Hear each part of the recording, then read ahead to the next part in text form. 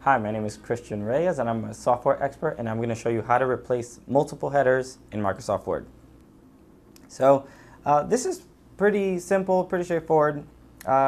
Easiest way to do this, first you want to be able to view your headers. So at the toolbar at the top, just hit View, Header and Footer right there.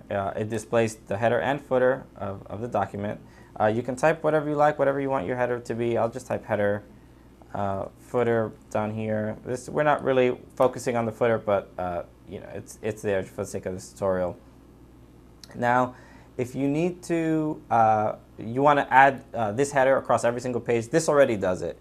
As soon as you type anything in the header here, this header will appear on every single page. If for any reason you don't want it on every single page, just click on the header and footer right here on the options, and you can set the header to be only on the first page, or you can set it to be on odd and even pages.